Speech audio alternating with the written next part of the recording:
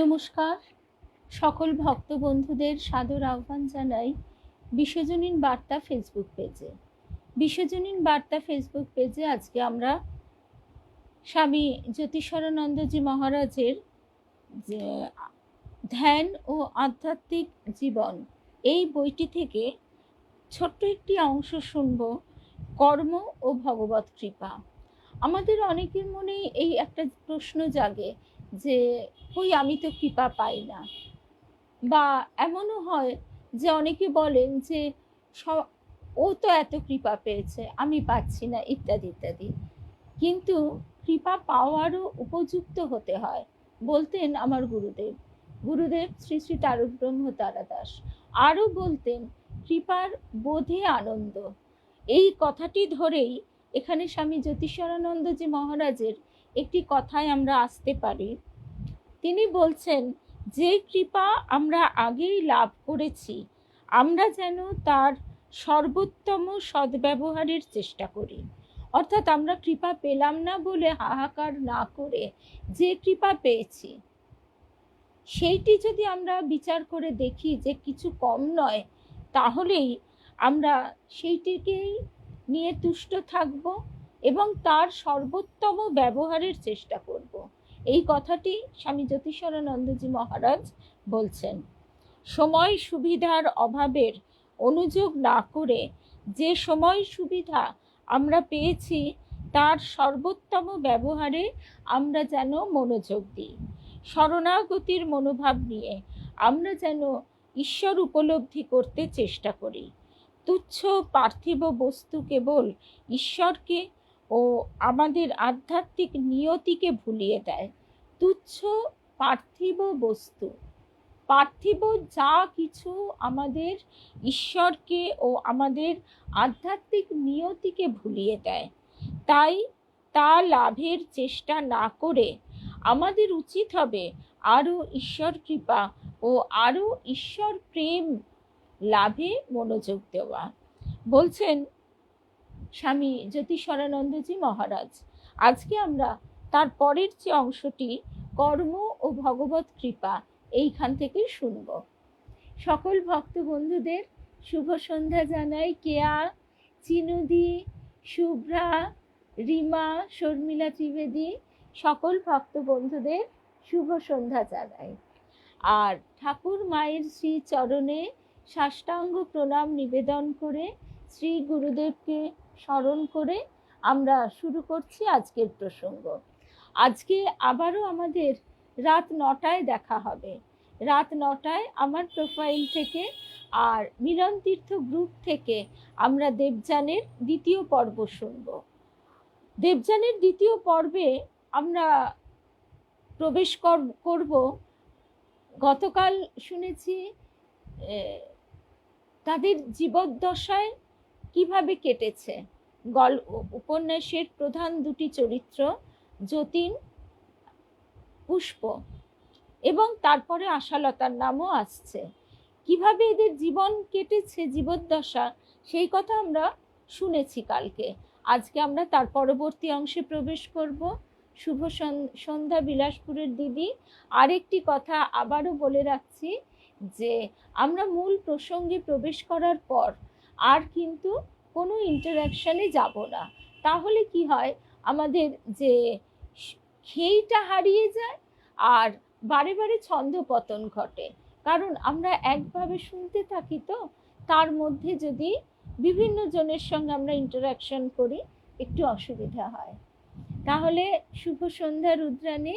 তাহলে আর কথা না বলে এবার শুরু করছি আজকের প্রসঙ্গ। জয় ঠাকুর। দুঃখ যন্ত্রণার মাধ্যমেই কতগুলি বিশেষ ধরনের কর্ম করতে হয়।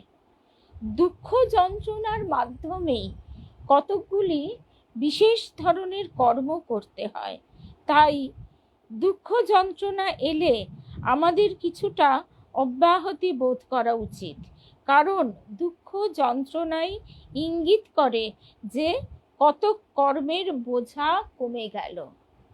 তাছাড়া দুঃখ যন্ত্রণা ভোগে যে অসহায় ভাব আসে তাকে আধ্যাত্মিকতার দিকে কাজে লাগিয়ে ঈশ্বরে আত্মসমর্পণ ভাব অভ্যাসে আরও বেশি মন দিতে হয়। দুঃখে সুখে জীবনে মরণে প্রভুই আমাদের আপনজন। তিনি আমাদের আত্মার আত্মা, আমাদের প্রাণের প্রাণ। শুভ সন্ধ্যা রুমাদি, স্বপ্নাদি, শুভ সন্ধ্যা। শ্রীরামকৃষ্ণ বলতেন, রোগ ভোগ হলো শরীরে বাস করবার জন্য আমাদের ট্যাক্সও দেওয়ার মতো। আমরা যখন কোথাও বাড়িতে থাকি, বাড়ির জন্যে ট্যাক্স দিতে হয়। আমরা যা কিছু ভোগ করি, গাড়ি বাড়ি সব কিছু জিনিসপত্র কিনছি, সব কিছুর জন্য আমরা যেমন ট্যাক্স দিই, ঠাকুর বলছেন এই রোগ ভোগ হচ্ছে শরীরে বাস করার জন্যে আমাদের ট্যাক্সও দেওয়ার মতো। কখনো কখনো এই ট্যাক্সের দাখিলা আমাদের বেশি পরিমাণে করতে হয়, আবার কখনো রেহাই পাওয়া যায়। তার শেষ অসুখের সময় প্রভুকে প্রায়ই বলতে শোনা যেত, শরীর যন্ত্রণা ভোগ করুক, ও আমার মন তুমি আনন্দে থাকো। শুভ সন্ধ্যা মিনুদি। বেশি তাড়াহুড়ো করার চেষ্টা না করে এগিয়ে চলো। স্বামী জ্যোতিষানন্দজি মহারাজ বলছেন, যদি তাড়াহুড়ো করো তবে তোমাকে চক্রবৃদ্ধি হারে সুদ সমেত খেসারত দিতে হবে। নিশ্চয়ই ঈশ্বরানুভূতি আমাদের উদ্দেশ্য, কিন্তু এই উদ্দেশ্যে পৌঁছতে হবে কেবল আধ্যাত্মিক অনুশীলনের মাধ্যমে নয়, তার সঙ্গে উপযুক্ত ও প্রয়োজনীয় ক্রিয়াকলাপও চাই। শুভ সন্ধ্যা লক্ষ্মী, শুভ্রাদি। তবে যে কোনো উপায়ে অবৈধ ও অপ্রয়োজনীয় কাজকর্ম বর্জনের চেষ্টা আমাদের করতে হবে। এই কথাটা কিন্তু খুব গুরুত্বপূর্ণ। যে কোনো উপায়ে অবৈধ ও অপ্রয়োজনীয় কাজকর্ম বর্জনের চেষ্টা আমাদের করতে হবে। দেখা যায় আমরাই কিন্তু কাজের কি বলবো, আমাদের কাজের এটা বাড়িয়ে তুলি, কাজের পরিধি, কাজের জট আমরাই তৈরি করি, এবং তারপরে তখন আমরা না পারি ফেলতে, না পারি গিলতে। অতএব অন্তরের আদর্শ আর বাইরের কাজ দুটি ব্যাপারেই আমরা যেন সতর্ক থাকি। আমরা অন্তরের আদর্শ ও বাইরের কাজ দুটি ব্যাপারেই আমরা যেন সতর্ক থাকি। শুভ সন্ধ্যা রূপা। আমরা তার কাছে প্রার্থনা করছি যে তোমার সঙ্গ সুখ আমি চাই, অথচ বাইরে আমি এত রকম কাজের পত্তন করলাম যে তখন সেই নিয়ে আমাকে ব্যতিব্যস্ত থাকতে হলো। তাহলে তার সঙ্গ সান্নিধ্য পাওয়ার জন্য আমাদের যে কর্মের প্রয়োজন সে কর্ম আর হচ্ছে না। স্বামী জ্যোতিষানন্দজি মহারাজ বলছেন, তোমার কর্মক্ষয়ের মাধ্যমে ধীরে একনিষ্ঠভাবে এগিয়ে চলো। এটা আমরা খুব সহজেই বুঝতে পারি। আমাদের সংসারে যা প্রয়োজন তার বহু গুণ বেশি আমরা জড়ো করে রাখি। জামা কাপড় প্রয়োজন হয়তো আমাদের 10টা কাপড় জামার, কিন্তু দেখা যায় 10,000 রয়েছে। এবার থাকলেই তো হয় না, সেগুলিকে নিয়ে আমাদের ধস্তাধস্তি করতে হয়, তার রক্ষণাবেক্ষণে মনোযোগ দিতে হয়, আবার সেগুলো ঘুরিয়ে ফিরিয়ে পড়তে হয়, অনেক সমস্যা। সেই জন্য মহারাজজির যে কথাটি, তোমার কর্মক্ষয়ের মাধ্যমে ধীরে একনিষ্ঠভাবে এগিয়ে চলো, অন্তর্যামী ঈশ্বরের সুরে সুর বাঁধো, অন্তর্যামী ঈশ্বরের সুরে সুর বাঁধো, আর সেই সঙ্গে তোমার কাজের বিষয়ে সজাগ থাকো। চিন্তা ও কর্ম দুই স্তরেই ভুল সংশোধন করা সবসময়ই আমাদের অবশ্য কর্তব্য। অধিকাংশ লোকের দুঃখের কারণ হলো তাদের আধ্যাত্মিক আকাঙ্ক্ষা আর তাদের সংসার জীবনে যে কঠোর বাস্তবতার সম্মুখীন হতে হয় তার মধ্যে সঙ্গতির অভাব। দুঃখ যন্ত্রণার নিজস্ব কোনো দোষ নেই, এমনকি তা কারো কারো পক্ষে ভালোও হতে পারে যদি অন্তরে আধ্যাত্মিক সামঞ্জস্য লাভে তা প্রেরণা যোগায়। সে ব্যক্তি ক্রমে ক্রমে তখন অনুভব করে এ জগতে বাস করতে হলেও সে প্রকৃতপক্ষে এ জগতের মানুষ নয়। একদিক থেকে আমরা যা পাবার যোগ্য তাই পেয়ে থাকি।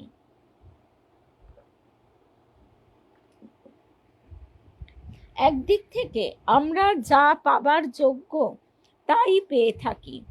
আমরা কোনো জিনিস চাইলে তা পাই, তবে তার সঙ্গে যে ভালো মন্দ অচ্ছেদ্যভাবে জড়িত তাও পাই। রবি ঠাকুরের সেই গানের কথাটি নিশ্চয়ই মনে পড়ছে। আমি বহু বাসনায় প্রাণপণে চাই, বঞ্চিত করে বাঁচালে মোরে, এ কৃপা কঠোর সঞ্চিত মোর জীবন ভরে।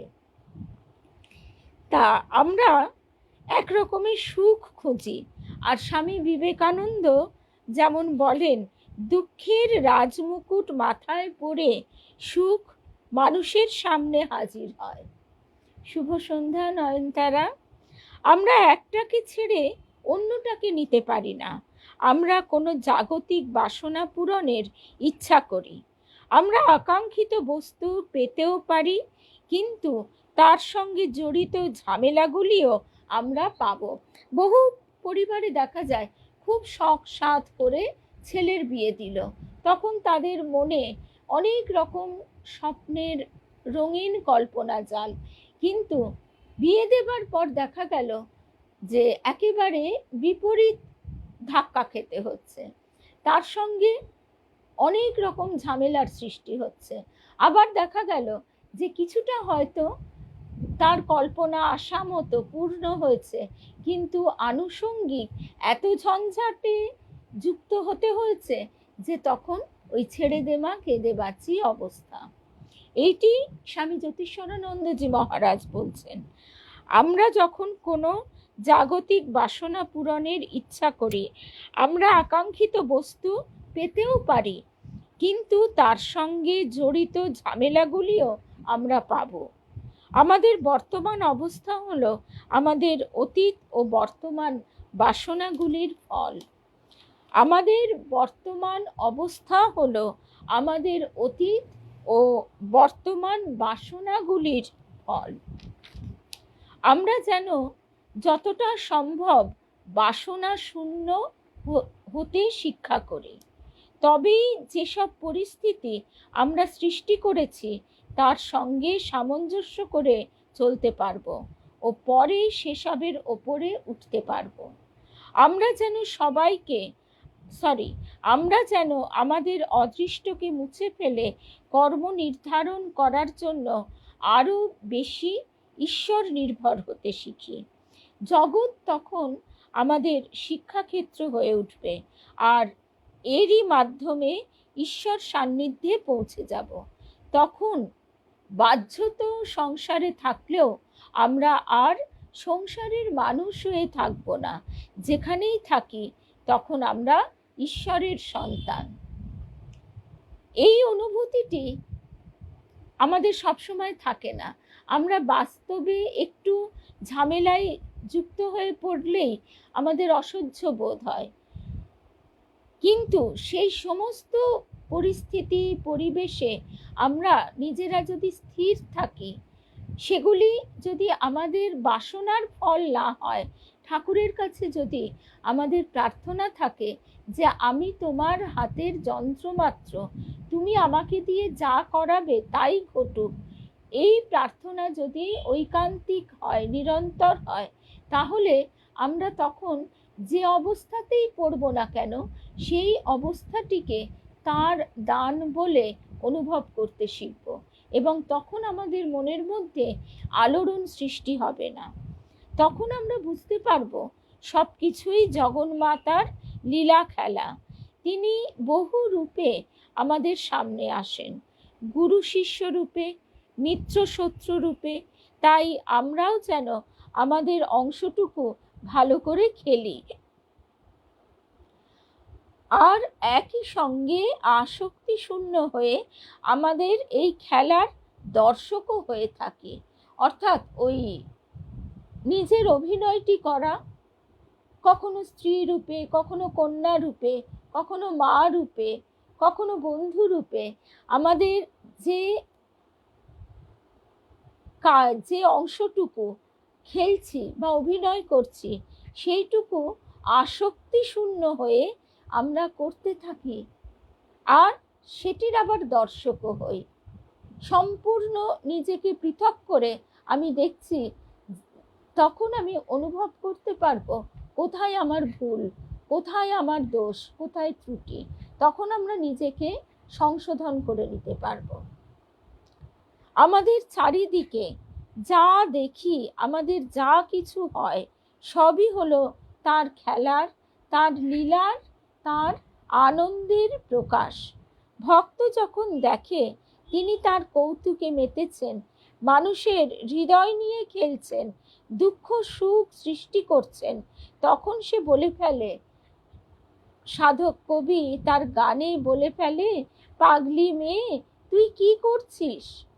কখনো কখনো সমস্ত সৃষ্টির কাজে কোনো ছন্দ বা কারণ আমরা খুঁজে পাই না, কিন্তু পাগলামি, নৃশংসতা, দুঃখ সুখ নিয়ে সৃষ্টির সমস্ত কাজই মায়ের মত্ত কৌতুক ভাবের, তার লীলাজনিত আনন্দের প্রকাশ।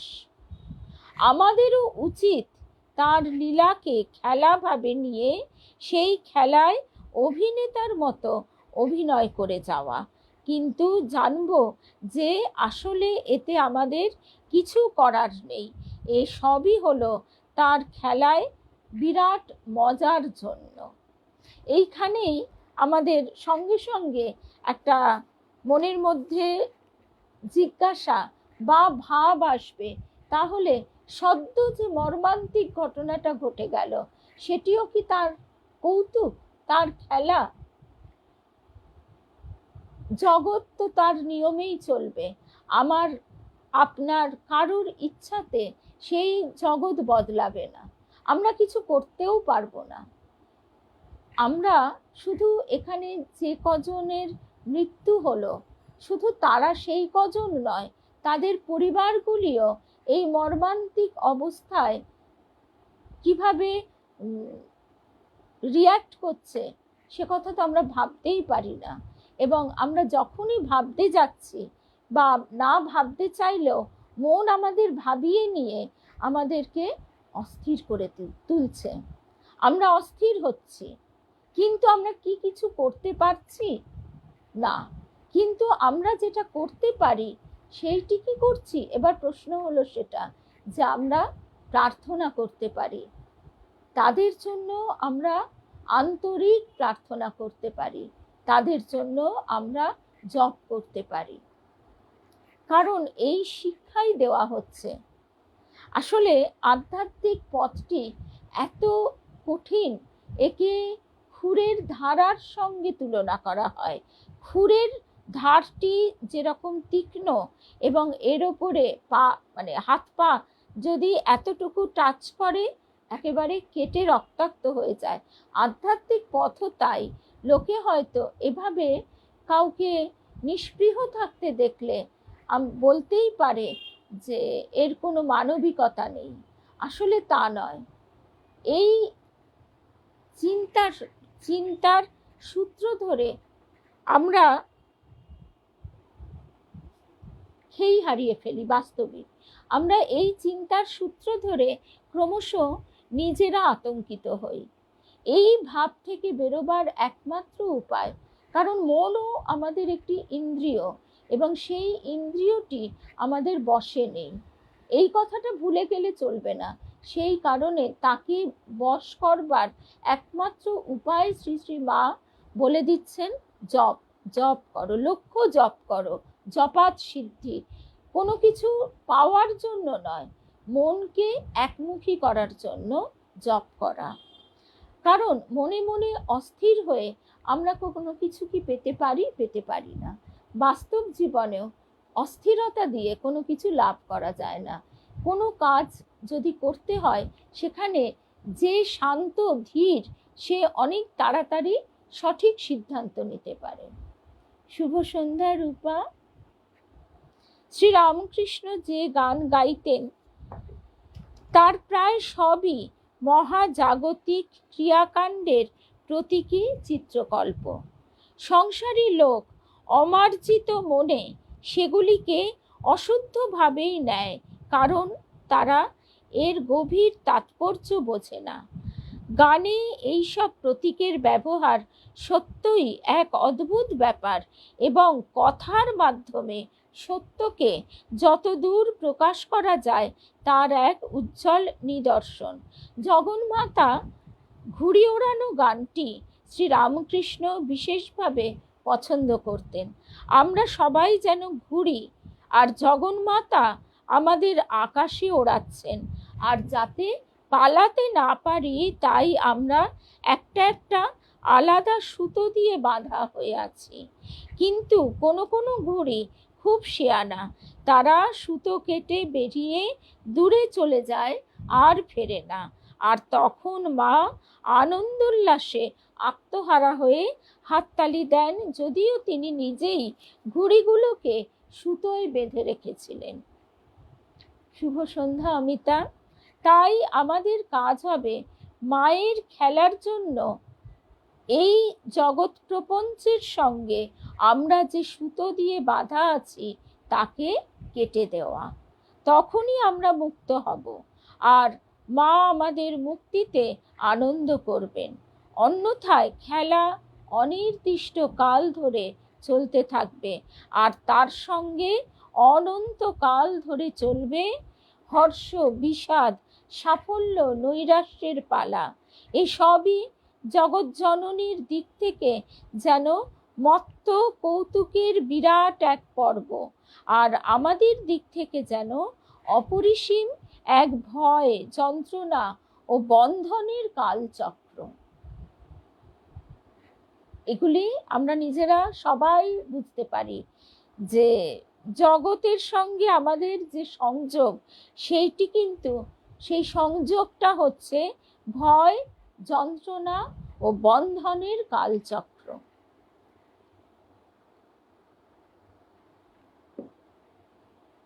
তোমার নিজের তুচ্ছ স্বতন্ত্র বাসনাকে একেবারে সরিয়ে দিয়ে তোমাকেও মায়ের মত্ত নাচনের সঙ্গে মহা উল্লাসে নাচতেই হবে। তোমার নিজের তুচ্ছ স্বতন্ত্র বাসনাকে একেবারে সরিয়ে দিয়ে তোমাকেও মার মত্ত নাচনের সঙ্গে মহা উল্লাসে নাচতেই হবে। মজাটা হলো এই যে যখন নানা উদ্দীপনা আমাদের মনে ওঠে, আমরা মনে করি সেসব আমাদের ভেতর থেকেই উঠছে।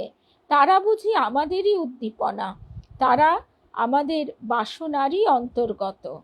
আমরা আমাদের দাসত্বের প্রকৃত রূপটিও বুঝি না।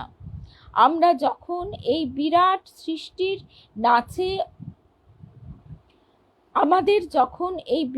সৃষ্টির নাচে অংশ নিতে হবে, তখন জানা উচিত যে এসবই খেলা মাত্র, খেলা ছাড়া আর অন্য কিছু নয়। আর আমরা হলাম এসবের ভেতর থেকে, এ সমস্তের ভেতরে থেকে কোনো রকম একাত্মবোধ বর্জিত দর্শক মাত্র। আমাদের তথাকথিত স্বাতন্ত্র সৃষ্টি প্রপঞ্চের একটি প্রকাশ মাত্র। ওই যে মহা চৈতন্যের মধ্যে বিভিন্ন আধার রূপ পাত্র ডোবানো আছে, তার ভিতরেও যা, বাইরেও তা। কিন্তু আমরা সেই সৃষ্টিতত্ত্ব, সেই জগৎজননী যিনি নাচ আরম্ভ করে নাচিয়ে চলেছেন, তার সঙ্গে আমাদের সম্পর্ক ছেদ করে নিজেদের অবস্থা শোচনীয় করে তুলি। তখন আমাদের আমিত্ব প্রবলভাবে প্রকাশ পায়। শুভ সন্ধ্যা শ্রাবণ, মীনা সরকার। দেখো, ফুটন্ত জলে আলু সিদ্ধ করার সময় আলুগুলো খুব হাস্যকরভাবে নাচতে থাকে ডেকচির মধ্যে। আমরা যেন এই আলুর মতো। তাদের যদি চিন্তা শক্তি হতো, তারাও হয়তো ভাবতো যে তারা নিজের ইচ্ছাতেই নাচছে, তাদের কেউ নাচাচ্ছে না। ঠিক যেমন একটি তানপুরা যদি ভাবতে থাকে যে দেখো আমি কেমন বাজছি, ঠিক যা হয় ঠিক সেই রকম আমাদের তিনি এই চিন্তা শক্তিটা দিয়েছেন। এই চিন্তা শক্তিটি দ্বারাই, তার মোড় ফেরানোর দ্বারাই আমরা ঈশ্বরীয় চিন্তার পথে, ভুল পথ থেকে ঠিক পথে এগিয়ে চলতে শুরু করি। তোমাদের এই সত্যটি পুরোপুরি বুঝতে হবে। এ ধারণায় প্রতিষ্ঠিত থাকলে ঠিক পথে এগিয়ে যাওয়া সহজ হবে। সেই সত্যটি কি, ধারণাটি কি? ঈশ্বরের হাতের যন্ত্রস্বরূপ হও। যখন তুমি মহাজাগতিক সত্তার সঙ্গে এক সুরে বাজতে পারবে, কেবল তখনই তুমি স্বাধীনতার একটু স্বাদ পাবে। অন্যথায় আমরা সাধারণত যাকে স্বাধীনতা বলি তা কেবল পশুর স্বাধীনতা, সহজাত প্রবৃত্তির স্বাধীনতা, সহজাত প্রবৃত্তির বশ্যতা থেকে মুক্তি নয়। অনেকেই স্বাধীনতার প্রথম ক্ষেত্রে, প্রথম সোপানে আমরা অর্থনৈতিক স্বাধীনতার কথা বলি। আমরা সমাজবদ্ধ জীব, সমাজে বাস করি, আমরা তার উপর পরিপূর্ণ নির্ভর করি না, আমরা আমাদের উপরেও নির্ভর করে থাকি, আমিত্বের উপরে। এটাই নিয়ম, মহামায়া এই নিয়মের মধ্যে এই চোখ বেঁধে আমাদের খেলতে দিয়ে দিয়েছেন। সেই কারণে আমরা আমাদের নিজেদের যে স্বাধীনতা বলতে বোধ, আগে সেইগুলির প্রকাশ ঘটাই, অর্থাৎ অর্থনৈতিক স্বাধীনতা, নিজের সিদ্ধান্ত নেবার স্বাধীনতা ইত্যাদি। কিন্তু বলা হচ্ছে এই স্বাধীনতা কেবল পশুর স্বাধীনতা, সহজাত প্রবৃত্তির স্বাধীনতা, সহজাত প্রবৃত্তির বশ্যতা থেকে মুক্তি নয়। ইন্দ্রিয়ের কাজ মহাজাগতিক শক্তিরই অচেতন প্রকাশ। আমরা যত বেশি ওই ধরনের স্বাধীনতার প্রত্যাশী হব, আমরা যত বেশি অচেতন স্তরে থাকব, তত বেশি বদ্ধ হয়ে থাকব। বহু অর্থনৈতিকভাবে স্বাধীন মানুষের জীবন আমরা দেখি একেবারে একাকিত্বে, নৈরাশ্যে, অস্থিরতায়, বিক্ষিপ্ততায় একেবারে দুমড়ে মুচড়ে যাচ্ছে। আবার সংসারের বহু জটিলতার মধ্যে থেকেও বহু মানুষকে আমরা সাধক সাধিকার জীবন যত অনুধ্যান করব, দেখতে পাব যে সেখানে যেহেতু এই সংসার আশ্রমটা একটি দুর্গের মতো, ঠাকুর বলছেন যে এখানে বসে অনেক সুবিধা পাওয়া যায়, তাই এখানে বসে আমরা অকারণ উত্তেজিত না হয়ে, ছোটখাটো স্বাধীনতা নিয়ে মাথা না ঘামিয়ে সংসারে আমাদের আধিপত্য বিস্তারের চেষ্টা না করে যদি নিজেকে অ্যালুফ করে নিই, নিজেকে ঈশ্বরীয় চিন্তার মধ্যে দিয়ে এগিয়ে নিয়ে যাবার চেষ্টা করি, তাহলে কিন্তু প্রকৃত স্বাধীনতার সন্ধান আমরা পেতে পারি। প্রবৃত্তিমুখী জীবনযাপন না করে সচেতন স্তরে, বৌদ্ধিক স্তরে জীবনযাপন করো। প্রবৃত্তির স্বাধীনতার অর্থ উচ্ছৃঙ্খলতা, তা মোটেই স্বাধীনতা নয়। এই রকম স্বাধীন লোক প্রকৃতপক্ষে তার মেজাজের, তার প্রবৃত্তির দাস। যেহেতু সমস্ত জগৎ এই রকম স্বাধীন লোকে ভর্তি, তাই দিনে দিনে জগৎ মন্দ থেকে আরো মন্দ হচ্ছে। এরা সব অদ্ভুত ধরনের স্বাধীন সত্তা, জগৎ জননীর মায়া শক্তির প্রভাবে পুতুল নাচের পুতুলের মতো অত্যন্ত হাস্যকরভাবে সুতোয় ঝুলছে। অর্থাৎ সে বলতে পারে যে আমি স্বাধীন, আমি নিজের ইচ্ছা মতো অর্থ খরচা করতে পারি, নিজের ইচ্ছা মতো আমি শপিং মলে যেতে পারি, হোটেল রেস্টুরেন্টে যেতে পারি, জীবনটাকে আমি আমার মতো করে ভোগ করতে পারি, আমি স্বাধীন। আমাদের স্বাধীনতা বলতে এইটি মনে হয়। এই খুব নিম্ন স্তরের কিছু লেখা মাঝে মাঝে চোখে পড়ে, যেখানে বলা হচ্ছে যে এখন এই মিডল এজ ক্রাইসিস বলেও একটা কথা আছে, যে এই সময় বহু নারীবাদী তথাকথিত লেখকেরা তারা বলে থাকেন কি, যে এতদিন আমি সংসারের জন্য করেছি, কিন্তু এখন আমি আমার জন্য, নিজের জন্য বাঁচি। এখানে আমিত্বের কি কুৎসিত প্রকাশ, এবং সেই আমিত্ব কি আমি কতটা ভোগ করতে পারছি, কতটা ভোগ করতে পারছি। আমি এতদিন সংসারের জন্য করেছি, স্বামী স্ত্রী শ্বশুর শাশুড়ি মা বাবা সন্তানাদির জন্য, কিন্তু তাদের কাছ থেকে আমি কিছু পাইনি, তাই আমি নিজের জন্য, সেই নিজের জন্য বাঁচাটাও হচ্ছে প্রবৃত্তি ভোগের মধ্যে ডুবে যাওয়া। এই কথাটি মহারাজজি এইখানে বলছেন। এই রকম স্বাধীন লোক প্রকৃতপক্ষে তার মেজাজের, তার প্রবৃত্তির দাস। কারণ কিছুদিন সেই ভোগ বাসনায় সে হয়তো খুশি ফুর্তিতে থাকতে পারে, কিন্তু ক্রমশ তার একটা চূড়ান্ত অবসাদে ডুবে যেতেই হবে তাকে। যেহেতু সমস্ত জগৎ এই রকম স্বাধীন লোকে ভর্তি, তাই দিনে দিনে জগৎ মন্দ থেকে আরো মন্দ হচ্ছে। পোশাকের স্বাধীনতা, আমরা দেখছি কত কুৎসিত কদর্য রুচি বিগঠিত পোশাক আশাক পরতে। সেই জায়গায় ঠাকুর মাকে শিক্ষা দিচ্ছেন, দেখো তুমি যেন ওদের মতো হয়েও না, পথে চলছে একটা পা এখানে আর একটা পা ওধারে, ওভাবে যেও না, তাদের ভাব তাদের থাক। মা বলছেন, ঠাকুর যেহেতু বলছেন যে লজ্জা ঘৃণা ভয় তিন থাকতে নয়, মা সেগুলিকে কিন্তু থাকার জন্য সমর্থন করছেন। অর্থাৎ লজ্জা ঘৃণা ভয় থাকা প্রয়োজন। লজ্জা ঘৃণা ভয় তিন থাকতে নয়, সেটা কোন অবস্থায়, কোন উচ্চতর অবস্থায় সেটা আমরা বুঝলাম না, আমরা আমাদের নিজেদের মতো করে ব্যাখ্যা করে নিলাম। এই ভুলগুলি দিকে আমাদের চোখে আঙুল দিয়ে দেখিয়ে দিচ্ছেন জ্যোতিষ্বরানন্দজি মহারাজ। আধ্যাত্ম সাধককে ভাবতে হবে সে যেন মহাজাগতিক শক্তির হাতে যন্ত্রস্বরূপ, নিজের সম্বন্ধে কর্তা নয়, প্রতিনিধি মাত্র, যন্ত্রভাবী শ্রেষ্ঠ দৃষ্টিভঙ্গি, দৃষ্টান্ত স্বরূপ। মহারাজজি বলছেন, ভিন্ন ভিন্ন ঘড়ি রয়েছে, সবগুলি একই বিদ্যুৎ শক্তিতে চালিত।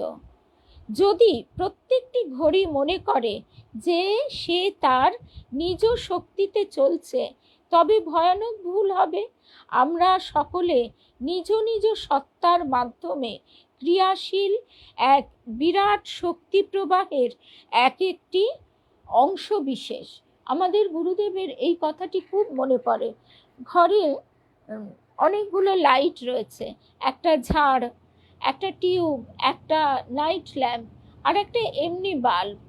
গুরুদেব বলতেন, আমাকে বলতেন যে এই দেখ, সুইচ না দেওয়া অবধি এগুলির কি কীরকম রয়েছে, আর যেই সুইচ দেওয়া হলো তখন এগুলির মধ্যে সেই সেই এক বিদ্যুৎ শক্তি প্রবাহিত হয়ে এদেরকে প্রকাশিত করলো। এবার যার যতটা শক্তি, যার ভিতরে যতটা আধার, তাকে সেইভাবে প্রকাশিত করলো। এবার আলোগুলি যদি ভাবে আমরা নিজের শক্তিতে কিরকম ঝলমল করছি, তাহলে ঠিক এই ভুলটাই হবে। এখানে মহারাজজি ঘড়ির উদাহরণ দিয়েছেন। আমাদের সবসময় বিশ্বকেন্দ্রিক হয়ে প্রত্যেকটি বিষয়ে যথাসম্ভব নৈর্ব্যক্তিক হতে চেষ্টা করা উচিত। এই দেহ মন এক মহা তেজের যন্ত্রস্বরূপ। আমরা যতটা বিশ্বকেন্দ্রিক, যত বেশি নৈর্ব্যক্তিক হতে পারব, কর্তৃত্ববোধ ত্যাগে আমরা ততটাই সফল হব ও শান্তি লাভ করব। আমরা ঈশ্বর থেকে যত দূরে যাব, তত বেশি দুঃখ দুর্দশা প্রাপ্ত হব। সত্য কথা বলতে কি, এ দেহকে কি তুমি বাঁচিয়ে রেখেছ, না ঈশ্বরের যে তেজ তোমার মাধ্যমে সক্রিয় রয়েছে সেই এ কাজ করছে? বিশ্ব তেজের সঙ্গে তোমার সক্রিয় সংযোগ রয়েছে। তোমার ব্যক্তিত্বের বিভিন্ন স্তরে দৈহিক, মানসিক ও আধ্যাত্মিক এই যে সক্রিয় সংযোগ, সেইটি বুঝতে হবে। খাদ্যের তেজে দেহ যেমন পুষ্ট হয়, আমরা এই স্থূল জগতের বাসিন্দা, আমরা এই স্থূল খাদ্যটির উপর অত্যন্ত গুরুত্ব দিই।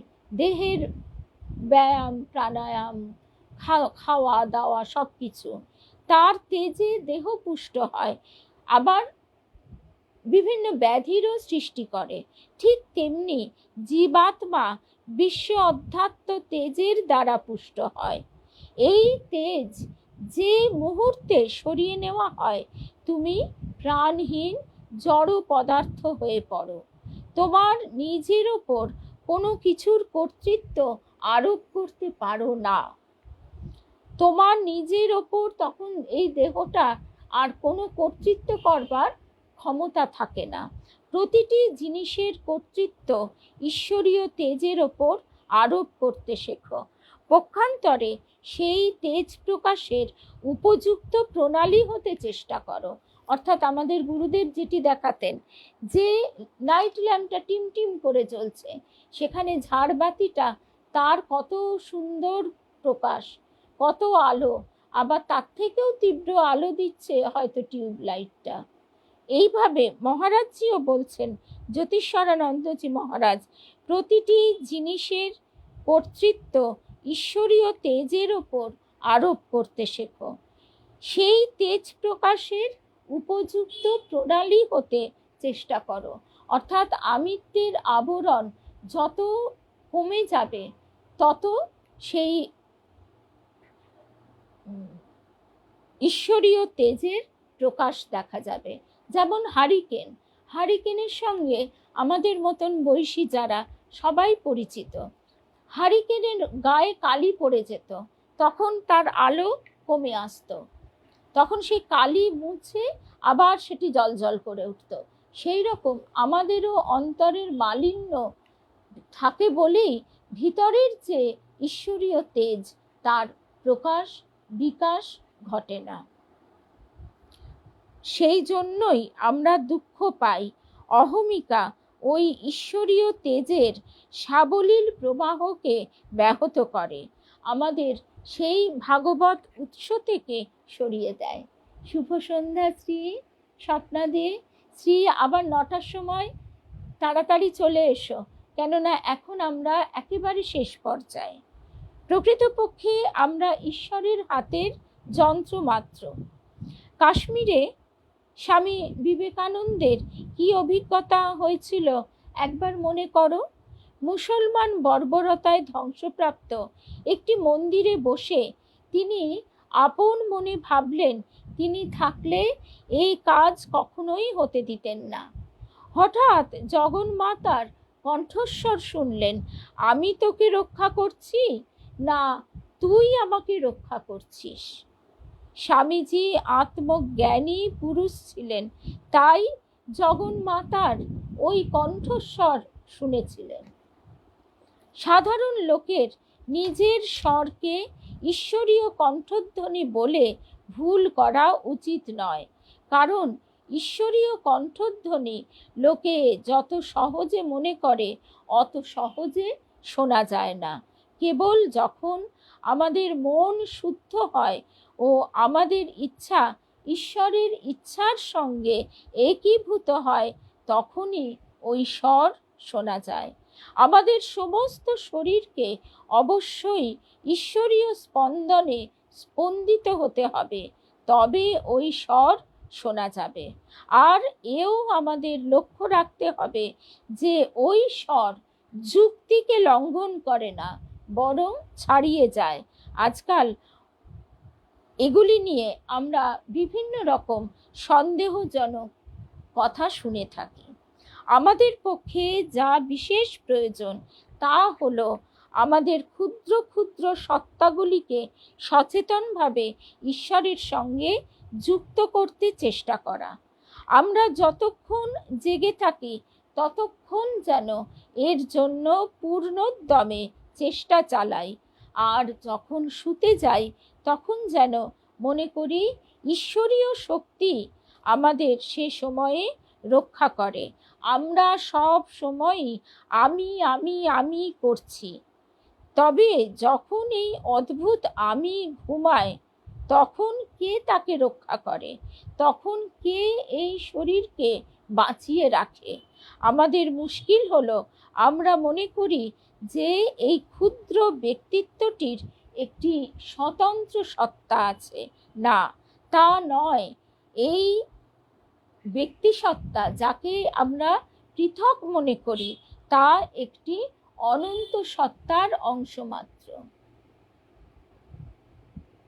একদমই তাই। সঙ্গীতা যে কথা বলছে সেই জন্যই তার কাছে প্রার্থনা করতে হয়। এই দ্বৈত ভাব থেকে তো বেরোনো সহজ কথা নয়। সেই জন্যই ঠাকুর বলছেন, থাক শালা ভক্তের আমি দাস আমি হয়ে। তখন বলতে হয়, তুমি প্রভু, আমি তোমার দাস, আমি তোমার নাম করছি, আমি তোমার নাম গুণকীর্তন করছি, কিন্তু তুমি যেন আমিত্ব দিয়ে তোমার কাছ থেকে আমাকে দূরে ঠেলে দিও না। আমি ভক্তের আমি রেখে দাও তোমার চরণে, এই ভক্ত আমিটিকে তুমি গ্রহণ করো। এই রূপ প্রার্থনার মধ্যে দিয়ে আস্তে আস্তে ভক্ত এবং ভগবানের যে ভাব সাধনা, লীলা প্রসঙ্গে যেরকম আমরা শুনছিলাম ভাব সাধনা, সেই ভাব সাধনার মধ্যে প্রবেশ করতে হয়। কারণ এই আমিত্ব যাবার নয়, এবং দ্বৈত ভাব থেকেও আমরা মুক্ত হতে পারি না। সেই জন্য এই ভাব সাধনা দিয়ে যে কোনো একটিকে ধরে আমরা যত এই সৎ অসৎ বিচার এবং মনকে সজাগ সতর্ক বিশ্লেষণ দ্বারা এগিয়ে নিয়ে যাবার চেষ্টা করি, মন আমাদের বারবার ভুল পথে নিয়ে যেতে একেবারে সবসময় এগিয়ে আছে। আমরা যে চিন্তা করতে চাই না সেই চিন্তাই সে বারবার আমাদের করাতে চায়, বারবার আমাদের সেই দিকে ঠেলে দেয়। সেই জন্য এত ঝামেলায় না গিয়ে মা বলছেন লক্ষ্য জপ করে যাও। যখনই মন উল্টোপাল্টা চিন্তা করাবে তখনই ওই তার থেকে উপায় হচ্ছে জপ করা। আমাদের বাণী মা, শারদেশ্বরী আশ্রমের মা বলছিলেন একদিন যে সে বেশ কিছুদিন আগের কথা, আমরা মায়ের কাছে বসে আছি, একজন ভক্ত মহিলা এসে অনেক কথা বলছে, মা চুপ করে শুনলেন। কারণ অনেক ক্ষেত্রেই আমরা দেখি যে আমরা স্ট্রাগল করতে করতে কাউকে বলতে চাই, তার কাছ থেকে উত্তর হয়তো একটাই হয়, সে উত্তরটাও হয়তো আমরা জানি, কিন্তু আমরা বলে হালকা হতে চাই। এই বলার জন্য কোনো ব্যক্তি বিশেষকে না রেখে শ্রী শ্রী মায়ের কাছে বলাটা হচ্ছে সবচেয়ে ভালো। তো সেই বলতে গিয়ে একজন অনেক কথা বলতে, তাকে মা বলবার সুযোগ দিলেন। তারপরে মা বললেন, দেখো ভাই, আমি একটাই জিনিস জানি, যাই হোক না কেন হরিনাম করে যাও, এটাই আমার পলিসি। বাণী মা বলছেন যাই হোক না কেন সব বাদ দিয়ে একদম চোখ বুজে দুহাত তুলে হরিনাম করতে থাকো, ব্যাস। তারপরে কি হবে সেটা তুমি নিজেই বুঝতে পারবে, মা বলছেন। তো এরপর তো আর কোনো কথা থাকে না। আজকে আমরা এই অবধি শুনলাম। আমরা শুনছি ধ্যান ও আধ্যাত্মিক জীবন, স্বামী জ্যোতিষানন্দজি মহারাজের বইটি থেকে। তো আজকে মতো কিছুক্ষণের জন্য বিরতি, আবার দেখা হবে 9টায় দেবযান দ্বিতীয় পর্ব। সকলে সঙ্গে থাকবেন। জয় রামকৃষ্ণ, জয় রামকৃষ্ণ।